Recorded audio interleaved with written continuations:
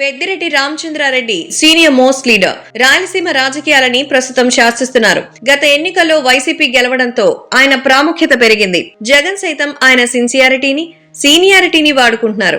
అయితే ఈసారి ఎన్నికల్లో వైసీపీ ఓడితే జగన్ ను మించి పెద్దిరెడ్డి కష్టాలు ఎదుర్కోవాల్సి ఉంటుంది.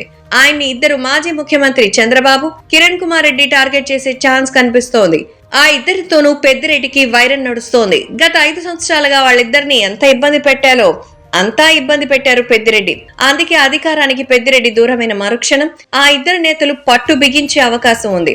చిత్తూరులో నల్లారి, పెద్దిరెడ్డి కుటుంబాల మధ్య ఆధిపత్యం ఈనాటిది కాదు. వారి మధ్య దశాబ్దాల వైరం నడుస్తోంది. రెండు కుటుంబాలు కాంగ్రెస్ లో ఉన్నా కలిసి పనిచేసింది చాలా తక్కువ. రాజశేఖర రెడ్డి బ్రతికున్న సమయంలో సైతం ఈ రెండు కుటుంబాలను సమన్వయం చేయలేకపోయారు. మధ్యలో చంద్రబాబు మంత్రి కావడం, తర్వాత టీడీపీ వెళ్లి సీఎం కావడం, రాష్ట్ర స్థాయిలో కీలక నేతగా ఎదగడం వంటివి జరిగిపోయాయి. ఈ క్రమంలో ఈ మూడు కుటుంబాల మధ్య రాజకీయ ఆధిపత్యం నడిచేది. అయితే మారిన రాజకీయ పరిస్థితుల నేపథ్యంలో కిరణ్ కుమార్ రెడ్డి బీజేపీ గూటికి చేరారు.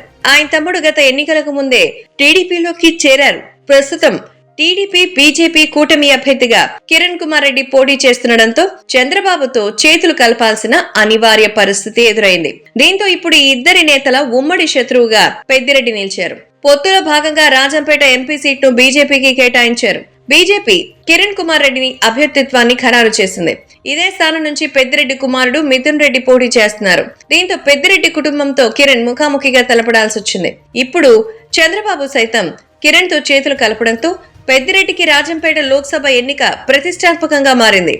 అయితే ఇప్పుడు ముఖాముఖిగా తలపడుతుండటంతో కిరణ్ కుమార్ రెడ్డి, పెద్దిరెడ్ల మధ్య విమర్శలు కొనసాగుతున్నాయి. ఈ తరుణంలో పెద్దిరెడ్డిని ఉద్దేశించి కిరణ్ హాట్ కామెంట్స్ చేశారు. గతంలో కాంగ్రెస్ లో ఉన్నప్పుడు చిత్తూరు డీసీసీ అధ్యక్ష స్థానం కోసం తన కాళ్లు పట్టుకున్నారు పెద్దిరెడ్డి అంటూ కిరణ్ కుమార్ సంచలన వ్యాఖ్యలు చేశారు. ఇప్పుడు ఇవే సోషల్ మీడియాలో వైరల్ అవుతున్నాయి.